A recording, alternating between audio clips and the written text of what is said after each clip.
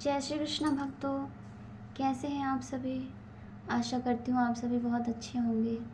सभी से राधे राधे और welcome to my YouTube channel. आज कार्तिक कृष्ण पक्ष नवमी है। आज कार्तिक का 9वां अध्याय का हम श्रवण करेंगे, लेकिन उससे पहले हम कार्तिक मास का महात्म्य सुनेंगे। कार्तिक मास की व्रत कथा जो होती है उसका महात्म्य सुनेंगे, तो प्रेम पूर्वक सुनिए। कार्तिक मास का शास्त्रों में विशेष महत्व बताया गया है। इस महीने में जो व्यक्ति भगवान विष्णु और माता लक्ष्मी जी की उपासना करता है और साथ ही तुलसी मैया की उपासना करता है, उसकी सारी इच्छाएं पूर्ण होती हैं। साथ ही कार्तिक मास में महात्म्य व्रत कथा का पाठ जरूर करना चाहिए। इसके बाद कार्तिक महीना का 9वें दिन का 9वां अध्याय। इधर वृंदा ने स्वप्न में देखा कि उसका पति सारे शरीर पर तेल लगाकर नंगा शरीर भैंस पर सवार होकर दक्षिण दिशा की ओर प्रेतों के साथ जा रहा है। यह स्वप्न देख उसे बड़ी चिंता हुई और उसे अटारी तथा गौशाला कहीं भी विश्राम नहीं मिला। तब वह एक वन से दूसरे वन में चली गई। वहां वृंदा ने सिंह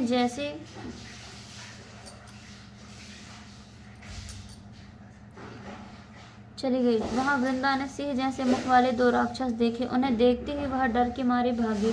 आगे जाकर उसने शिष्य सहित एक तपस्वी मुनि को देखा और उनसे अपनी रक्षा करने के लिए कहा। उसकी प्रार्थना पर मुनि ने अपनी एक हुंकार से उन राक्षसों को भगा दिया। तत्पश्चात वृंदा ने मुनि से विनयपूर्वक कहा कि हे महाराज, मेरे पति जालंधर तथा महादेव जी में घोर युद्ध हो रहा है।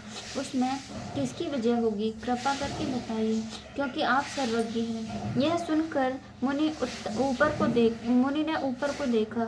उसी समय 2 बंदरों ने आकर मुनि को प्रणाम किया और मुनि के संकेत पर वे दोनों बंदर वहां से चले गए। फिर थोड़ी देर बाद वे दोनों आकाश की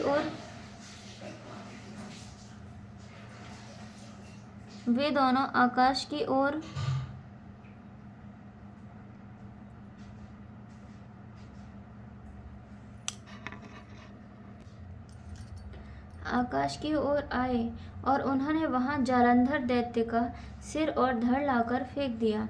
वृंदा अपने पति के मृत शरीर को देखकर बहुत दुखी हुई और रोने लगी। तत्पश्चात मूर्छित होकर पृथ्वी पर गिर पड़ी।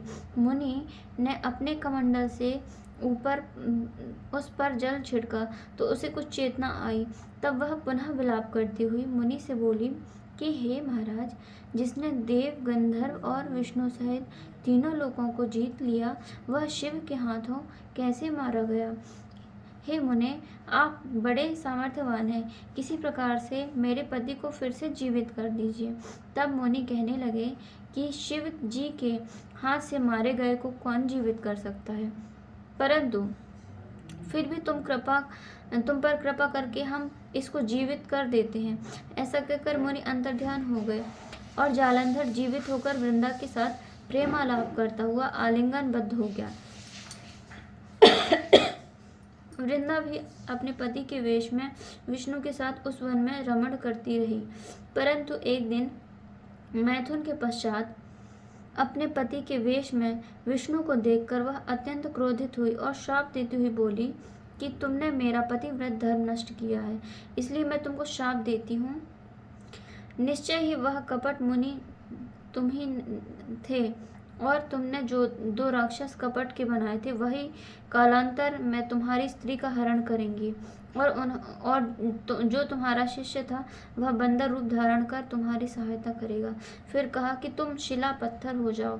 नारद जी कहने लगे कि हे राजा प्रथु, भगवान विष्णु ने देवताओं तथा अपने भक्तों के कार्य के लिए पतिव्रता वृंदा का यद्यपि शील हर लिया, परंतु वे मन ही मन अत्यंत दुखी हुए और बोले कि हे वृंदे, मैं तुम्हारे श्राप को ग्रहण करता हूँ, अतः मैं अवश्य शिला के रूप में हो जाऊंगा, परंतु तुम भी वृक्ष रूप होकर मुझको मिलोगी।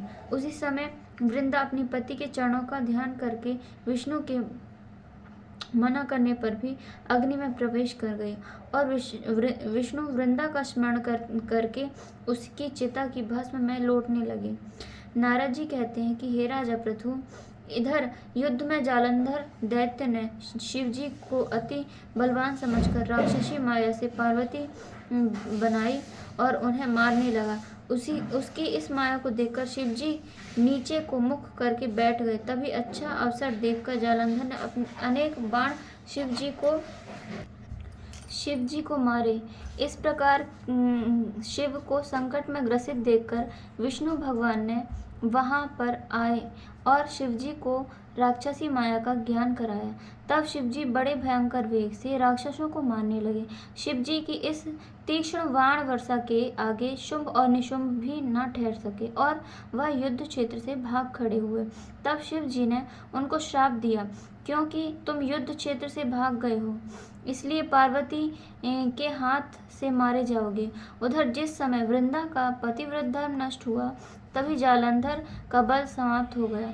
ठीक इसी समय विष्णु ने अपना सुदर्शन चक्र अपने तेज सहित शिव को दिया। फिर शिव जी ने अपना ऋषियों के तप का, पतिव्रत स्त्रियों का तथा ब्रह्मा जी का तेज उसमें जोड़कर जालंधर दैत्य पर छोड़ दिया, जिससे उसका सिर कटकर भूमि पर गिर गया। सिर और धड़ अलग हो गए होते ही जालंधर का तेज उसके शरीर से निकलकर श्री शिव जी में तथा वृंदा का तेज श्री पार्वती जी में समा गया। उधर विष्णु वृंदा की चिता में लौटने लगे। तब सब देवताओं ने शिव जी की जय श्री कृष्ण भक्तों, कैसे हैं आप सभी? आशा करती हूँ आप सभी बहुत अच्छे होंगे। सभी से राधे राधे और welcome to my YouTube channel. आज कार्तिक कृष्ण पक्ष नवमी है। आज कार्तिक का 9वां अध्याय का हम श्रवण करेंगे, लेकिन उससे पहले हम कार्तिक मास का महात्म्य सुनेंगे। कार्तिक मास की व्रत कथा जो होती है उसका महात्म्य सुनेंगे, तो प्रेम पूर्वक सुनिए। कार्तिक मास का शास्त्रों में विशेष महत्व बताया गया है। इस महीने में जो व्यक्ति भगवान विष्णु और माता लक्ष्मी जी की उपासना करता है और साथ ही तुलसी मैया की उपासना करता है, उसकी सारी इच्छाएं पूर्ण होती हैं। साथ ही कार्तिक मास में महात्म्य व्रत कथा का पाठ जरूर करना चाहिए। इसके बाद कार्तिक महीना का 9वें दिन का 9वां अध्याय। इधर वृंदा ने स्वप्न में देखा कि उसका पति सारे शरीर पर तेल लगाकर नंगा शरीर भैंस पर सवार होकर दक्षिण दिशा की ओर प्रेतों के साथ जा रहा है। यह स्वप्न देख उसे बड़ी चिंता हुई और उसे अटारी तथा गौशाला कहीं भी विश्राम नहीं मिला। तब वह एक वन से दूसरे वन में चली गई। वहां वृंदा ने सिंह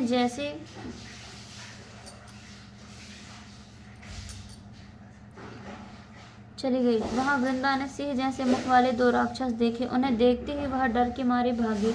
आगे जाकर उसने शिष्य सहित एक तपस्वी मुनि को देखा और उनसे अपनी रक्षा करने के लिए कहा। उसकी प्रार्थना पर मुनि ने अपनी एक हुंकार से उन राक्षसों को भगा दिया।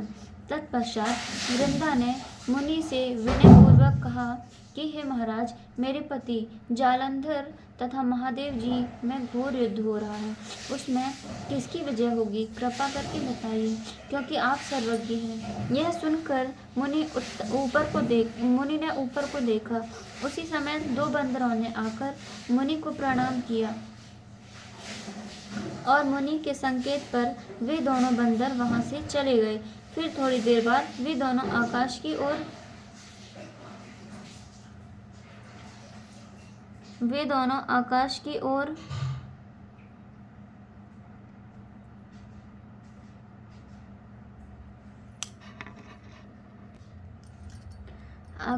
ओर आए और उन्होंने वहां जालंधर दैत्य का सिर और धड़ लाकर फेंक दिया। वृंदा अपने पति के मृत शरीर को देखकर बहुत दुखी हुई और रोने लगी। तत्पश्चात मूर्छित होकर पृथ्वी पर गिर पड़ी। मुनि ने अपने कमंडल से ऊपर उस पर जल छिड़का तो उसे कुछ चेतना आई। तब वह पुनः विलाप करती हुई मुनि से बोली कि हे महाराज, जिसने देव, गंधर्व और विष्णु सहित तीनों लोकों को जीत लिया, वह शिव के हाथों कैसे मारा गया? हे मुने, आप बड़े सामर्थ्यवान हैं, किसी प्रकार से मेरे पति को फिर से जीवित कर दीजिए। तब मुनि कहने लगे कि शिव जी के हाथ से मारे गए को कौन जीवित कर सकता है, परंतु फिर भी तुम पर कृपा करके हम इसको जीवित कर देते हैं। ऐसा कहकर मुनि अंतर्ध्यान हो गए और जालंधर जीवित होकर वृंदा के साथ प्रेमालाप करता हुआ आलिंगनबद्ध हो गया। वृंदा भी अपने पति के वेश में विष्णु के साथ उस वन में रमण करती रही, परंतु एक दिन मैथुन के पश्चात अपने पति के वेश में विष्णु को देखकर वह अत्यंत क्रोधित हुई और श्राप देती हुई बोली कि तुमने मेरा पतिव्रत धर्म नष्ट किया है, इसलिए मैं तुमको श्राप देती हूँ। निश्चय ही वह कपट मुनि तुम ही थे, और तुमने जो 2 राक्षस कपट के बनाए थे, वही कालांतर में तुम्हारी स्त्री का हरण करेंगी, और जो तुम्हारा शिष्य था वह बंदर रूप धारण कर तुम्हारी सहायता करेगा। फिर कहा कि तुम शिला पत्थर हो जाओ। नारद जी कहने लगे कि हे राजा पृथु, भगवान विष्णु ने देवताओं तथा अपने भक्तों के कार्य के लिए पतिव्रता वृंदा का यद्यपि शील हर लिया, परंतु वे मन ही मन अत्यंत दुखी हुए और बोले कि हे वृंदे, मैं तुम्हारे श्राप को ग्रहण करता हूँ, अतः मैं अवश्य शिला के रूप में हो जाऊंगा, परंतु तुम भी वृक्ष रूप होकर मुझको मिलोगी। उसी समय वृंदा अपने पति के चरणों का ध्यान करके विष्णु के मना करने पर भी अग्नि में प्रवेश कर गई, और विष्णु वृंदा का स्मरण करके उसकी चिता की भस्म में लौटने लगे। नारद जी कहते हैं कि हे राजा पृथु, इधर युद्ध में जालंधर दैत्य ने शिव जी को अति बलवान समझकर राक्षसी माया से पार्वती बनाई और उन्हें मारने लगा। उसकी इस माया को देखकर शिव जी नीचे को मुख करके बैठ गए। तभी अच्छा अवसर देखकर जालंधर ने अपने अनेक बाण शिव जी को मारे। इस प्रकार शिव को संकट में ग्रसित देखकर विष्णु भगवान ने वहां पर आए और शिवजी को राक्षसी माया का ज्ञान कराया। तब शिवजी बड़े भयंकर वेग से राक्षसों को मारने लगे। शिवजी की इस तीक्ष्ण बाण वर्षा के आगे शुंभ और निशुंभ भी न ठहर सके और वह युद्ध क्षेत्र से भाग खड़े हुए। तब शिवजी ने उनको श्राप दिया, क्योंकि तुम युद्ध क्षेत्र से भाग गए हो, इसलिए पार्वती के हाथ से मारे जाओगे। उधर जिस समय वृंदा का पतिव्रत धर्म नष्ट हुआ, तभी जालंधर का बल समाप्त हो गया। ठीक इसी समय विष्णु ने अपना सुदर्शन चक्र अपने तेज सहित शिव को दिया। फिर शिव जी ने अपना ऋषियों के तप का, पतिव्रत स्त्रियों का तथा ब्रह्मा जी का तेज उसमें जोड़कर जालंधर दैत्य पर छोड़ दिया, जिससे उसका सिर कटकर भूमि पर गिर गया। सिर और धड़ अलग हो गए होते ही जालंधर का तेज उसके शरीर से निकलकर श्री शिव जी में तथा वृंदा का तेज श्री पार्वती जी में समा गया। उधर विष्णु वृंदा की चिता में लौटने लगे। तब सब देवताओं ने शिव जी की स्तुति की और कहा कि हे महाराज, जालंधर को मारकर आपने देवताओं का बड़ा ही उपकार किया है, परंतु एक महान अनर्थ हो रहा है। कृपा करके उसका भी आप कुछ उपाय कीजिए। भगवान विष्णु वृंदा के पतिव्रत धर्म से मोहित होकर लगातार उसकी चिता भस्म पर लौट रहे हैं और किसी प्रकार का विश्राम नहीं कर रहे हैं। तब शिव जी ने कहा कि हे देवताओं, तुम अब भगवान की योग माया की शरण में जाओ, वही सब संकट हरेगी। तब सब देवता योग माया की शरण में जाकर उनकी स्तुति करते हुए बोले कि हे देवी, आप सारे जगत को उत्पन्न करने वाली, पालन और नाश करने वाली हो। सतोगुण, रजोगुण और तमोगुण तुम्ही से उत्पन्न हुए हैं। ऐसी प्रकृति देवी को हमारा नमस्कार है। ऐसी प्रकृति देवी को हमारा नमस्कार है। तुम्हारी माया को ब्रह्मादिक देवता भी नहीं जानते। उस देवी को हमारा नमस्कार है, जिसके भक्तगण अनादर तथा मोह को प्राप्त नहीं होते। ऐसी मूल प्रकृति को हमारा नमस्कार है। उस समय देवताओं ने एक तेज देखा और आकाशवाणी सुनी कि गौरी, लक्ष्मी और सरस्वती